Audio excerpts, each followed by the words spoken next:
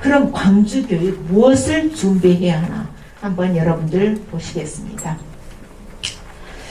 저는 그 광주교육대학에 그리고 또 경기대학교에 그리고 대구 세 곳에다가 대한민국 미래교육의 모델을 세웠습니다. 그래서 세 군데의 모델을 세웠는데 그 모델들은 미래교육하면 통상적으로 교육과 기술의 결합을 통해서 몰입교육이거나 훨씬 더 효과적인 교육 방법을 이끌어낼 수 있다라고 믿는 것이죠. 그래서 미래교육에서는 말하자면 IT를 통해서 아까 제가 말씀드렸던 거죠. 학생들의 데이터를 분석을 해서 개인별로 학습을 지원해주는 시스템이 도입이 됩니다.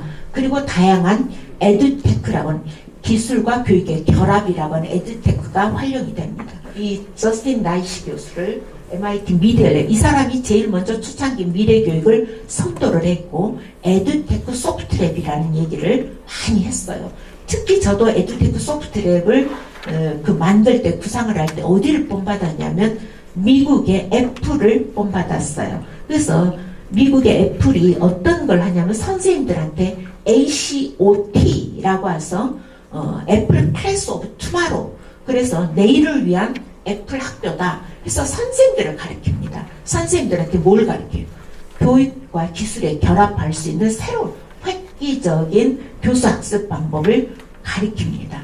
그래서 그걸 우리나라에도 해야 된다.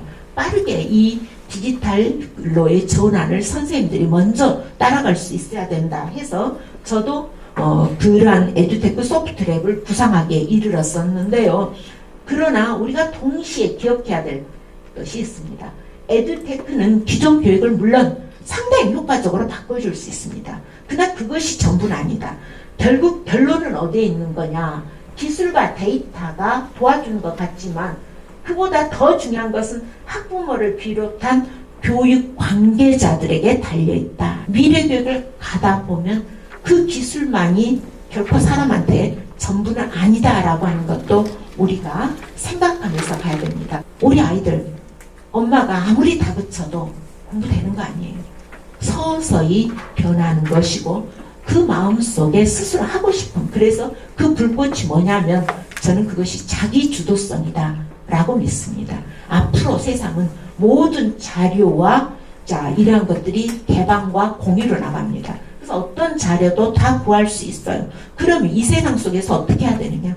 그걸 접속하고 그걸 관심 있게 보고 그 문제를 해결하려고 하는 스스로 마음속에 자기주도성이 있어야 됩니다. 이 자기주도성을 일으키지 못하면 그 교육은 성공할 수 없다라고 하는 것도 우리가 염두에 둬야 될 것 같습니다. 그래서 한번 보시죠. 결국 미래교육이라고 하는 것은 이러니 저러니 해도 게임의 규칙 자체가 달라지는 겁니다. 그래서 모든 아이들 출발선상을 똑같이 해서 앞에 가 있는 아이 뒤로 와, 뒤에 있는 아이 끌어당겨. 그래서 출발선만 동일하게 해주면 공정한 것이냐? 그렇지 않다라고 하는 겁니다. 어차피 출발선상을 같이 맞추려고 하기보다는 여러분들 운동장을 평평하게 펴는 것이 아니라 서로 손을 잡고 둥그란 원을 만드는 것처럼 상대를 인정하고 협력할 수 있도록 연대할 수 있는 구조를 만들어주는 것이 미래교육의 게임입니다. 앞에 나가 있는 거 잡아당기지 마세요. 앞에 서세요. 나 옆에 씁니다. 나 뒤에 쓸 수 있어요. 그러나 서로 공유하고 연대하고 협력할 수 있는 시스템을 만들어내는 것이 더 중요하다라고 하는 것 여러분들께 오늘 함께 고민해 보시자라는 말씀을 좀 드리겠습니다. 우리 교육의 문제는 혼자서 풀 수 있는 게 아니다. 교육 문제만은 모두 다 머리를 맞대고 사회적인 대타협을 해야 한다. 근데 그 사회적인 대타협의 핵심은 결국 어떤 인재를 키울 거냐, 우리가 교육의 인재 목표를 어떻게 설정할 거냐, 여기에 달려있다라고 생각을 합니다. 저는 세 가지를 좀 들어봤어요. 그 세 가지가 어떤 것이냐면, 첫째로는 제가 조사를 해봤어요. 청와대와 비슷한 플랫폼을 열어가지고 2022 개정 교육과정에서 해야 되는 것. 그래서 국민들 의견을 받았는데 10만 6천 명이 답을 하셨어요. 제 기억에. 그런데 그분들이 50% 이상이 여전히 뭐를 중요시했냐면 인성이 중요하다. 우리가 결코 사람이기를 포기해서는 안 된다. 라고 하는 것이 제일 컸습니다. 그리고 두 번째로 또 우리가 실력, 지적인 능력도 키워달라라고 하는 요구가 있었습니다. 그리고 추가적으로 한 14% 정도가 뭘 요구했냐면 미래 사회를 살아가기 위해서 디지털 역량이 또 필요하다라는 얘기를 주셨어요. 그래서 제가 요걸 요렇게 연결하면 뭔 자가 됩니까? M자형이 됩니다. 그래서 M자형 인재를 키우자라고 생각을 합니다. 그 M자형 인재 중에서 여러분들 인성과 관련해서는 AI 시대가 될수록 정말 AI가 우리 사회를 지배하게 될 때 더 우리 아이에게 가르쳐야 되는 것은 정서적인 지지를 해주지 않으면 안 됩니다. 많은 분들이 AI 튜터링이 되면 AI가 선생님 대신하면 선생님 역할이 없어지는 거야? 절대로 그렇지 않습니다. 선생님의 역할은 더 중요합니다. 왜? 자기 주도성을 발휘할 수 있도록 아이한테 정서적인 지원을 해주고 지지가 되어주는 것. 선생님의 역할이 더 중요해지죠. 우리 아이들 사회성, 인성을 키워주는 것. 이게 선생님의 중요한 역할로 등장하게 될 겁니다. 또 그 다음에 물론 실력과 관련해서도요. 우리가 어떤 점을 지적인 능력과 관련해서 이제는 개인별 맞춤형 학습 체계로 가져야 됩니다. 그래서 모두를 한 동일선상에 획적으로 평가하는 거. 그래서 가령 12월 23일 날 일적고사 통해서 전부 획적으로 1등에서부터 300명, 300등까지 줄 세게 하는 이것이 중요한 게 아니고 그 아이의 성장 과정을 종단적으로 이해하는 것이 대단히 중요한 과제입니다. 그래서 우리 아이는 초등학교부터 나이스에 접속을 해서 이제 유치원까지도 나이스가 이제 도입이 됩니다만은 이 과정 속에서 어떤 분야를 학습을 해왔고 얼마만큼 해왔는가. 그래서 저는 디지털 학습 이력제가 도입이 되어야 된다. 이렇게 봅니다. 디지털로 우리 아이가 학습이라는 걸 하게 되면서 무엇을 했는지, 어떤 반응을 보였는지, 어떤 성취도를 보였는지 개인별로 전부 다 관리가 돼야 될 겁니다. 블록체인 기술이 발전하고 있기 때문에 그 각자 내가 어디에서 과목을 들었어. 그리고 거기에서 이런 정도의 성과를 냈어. 라고 하는 거 블록체인으로 전부 다 관리가 됩니다. 종단적으로 내가 작년보다 얼마만큼 성장했어. 내가 3년 전보다 얼마만큼 성장했어. 그 사이에 뭐가 달라졌어. 라고 하는 그러한 내용들이 앞으로는 개인별 디지털 이력관리 시스템으로 갈 겁니다. 어떤 학습 얼마만큼 성장해 왔는지를 평가하고 인정할 수 있는 제도로 가져야 된다라고 하는 것이고요. 기초학력에 대해서는 진단과 보정 시스템을 제가 한국교육학술정보원에서 운영을 했어요. 그런데 많은 아이들이 여기에 접속을 안 합니다. 애가 달아요. 왜? 진단을 좀 빠르게 하고 병이 있으면 진단하고 그걸 교정해 나가야 되거든요. 근데 이 접속이 잘 안 돼서 우리 학생들이 많이 접속을 안 해서 걱정이에요. 그런데 이 진단과 보정은 앞으로 더 사실은 강화해놔야 되고 또 사용하기도 편리하도록 해줘야 됩니다. 또 여러분들 기초학력에 대해서는 며칠 전에 이제 그 모 대통령 후보께서도 교육 공약 속에 넣으셨던데 기초학력에 대한 전담 인력이 구축이 돼야 됩니다. 그래서 전담 인력을 배치하는 것이 옳은 거고요. 또 학교 현장에다가 자율성을 교장선생님께 또 선생님들께 우리 아이들에 대해서 믿어야 됩니다. 그래서 그러한 자율권을 줄 때 저는 상당 부분 해소될 수 있다라고 믿습니다. 실제로 우리 학교가 좀 달라졌으면 하는 그런 바람이 있습니다. 특히 이제 내년 2023년에 이르게 되면 고교학점제가 도입이 됩니다. 근데 고교학점제는 여러 가지 지금 우려는 안고 있어요. 취지 자체는 대단히 좋습니다. 빠르게 학생들의 적성과 역량을 파악해서 진로에 맞는 과목을 선택해서 들을 수 있도록 하는 구조는 대단히 중요한데요.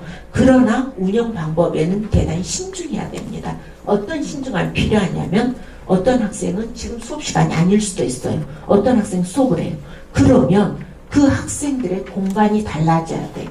그래서 학교, 고등학교 공간 자체를 다양한 구조로 바꿔줘야 됩니다. 학생이 다양한 실습을 할 수 있도록 그 공간 구조가 달라져야 되고, 특히 이제 공통 과목과 선택 과목, 진로 과목을 선택할 때도 아주 이거 배치를 섬세하게 조율하지 않으면 안 됩니다. 왜? 바로 우리 아이들 공통 과목은 우리가 상대평가를 합니다. 앞으로도. 그런데 다른 과목은 절대평가로 2025년까지 다 바뀌게 되거든요. 그럼 절대평가 과목들이 제가 보니까 거의 뭐 2학년 이후 3학년에는 절대평가 과목들로 배치가 됩니다. 그럼 1학년 때 상대평가에서 손해를 본 학생들 2학년 올라갑니다. 내가 이제 2학년 때부터 정신 차리고 공부하려는데 어떻게 해요? 이미 상대평가 과목들은 성적이 끝나버렸어요. 그럼 수능에 제시를 해야 되는데 어떻게 할 거냐 라는 고민이 남습니다. 그러면 저는 틀림없이 학교를 그만두겠다. 나는 수능으로 가겠다. 이런 구조가 나올 수 있어요. 그래서 고교학점제는 수능에 대한 검토와 함께 이루어져야 됩니다. 그래서 수능이 전면적으로 개편이 돼야 됩니다. 실제 교육부에서도 내부적으로 2028년 가면 수능을 전면적으로 바꿀 겁니다. 미래형 수능으로 간다라고 하는 기본 개념 설정하고 있어요. 그러나 미래형 수능이라고 하는 그 그림은 사실 구체적으로 아직 나와 있지는 않습니다. 다만 우리가 준비해야 되는 것은 서술 논술형의 수능이 도입될 것이다 라고 하는 그런 정도만 구상을 하고 있습니다. 그래서 학교 공간 구조가 우리 아이들이 가고 싶은 학교, 우리 아이들이 놀고 싶은 학교, 놀아도 학교에서 놀고 공부해도 학교에서 하고 또 거기에서 체험을 해도 학교 공간에서 하고 싶은 그런 공간 구조로 바꿔 나가야 된다라고 하는 걸 볼 수가 있고요. 그 다음에 한번 보시죠. 학교라는 것을 놀이터로 제가 했습니다만은, 근데 이건 가변식 건물입니다. 그래서 옮겨 다닐 수 있는 교실 자체를 이런 구조. 또 여기에 있는 것은 제가 한국교육학술정보원에 있을 때 세종 미래의 학교를 모델링 저희 원이 해본 겁니다. 그래서 자연과 어우러지는 지금까지 학교는 잊어라. 지금까지 학교는 많은 분들이 그 이야기 하시죠? 교도소와 학교만 사각형 건물. 왜? 관리하기 쉬우라고.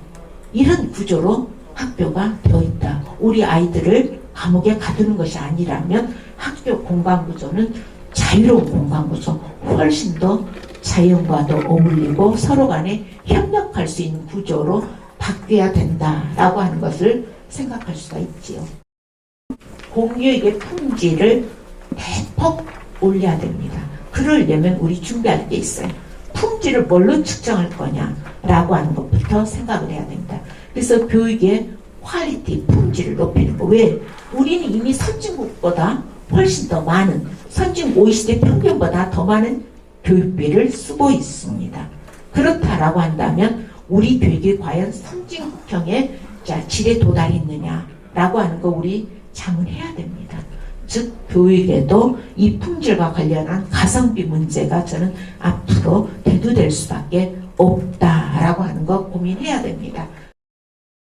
미래 교육은 제4차 산업시대에 필연적으로 갈 수밖에 없는 길인데 다만 코로나가 빠르게 반발을 못하도록 우리를 촉발시킨 측면은 있습니다. 그래서 이 미래교육으로 우리가 대전환을 해야 되는데 결국 광주교육이 나를 수 있을까요? 지금까지 우리 광주교육 저는 뭐라고 항상 표현을 하냐면 잔잔한 호수 같아요. 그냥 흔들리지 않은 호수 같아요. 그냥 정체되어 있어요. 교육 세상이 달라지는데 교육 혼자 정체되어 있으면 그 교육은 변화없는 교육이고 결국 죽은 지식이 될 겁니다.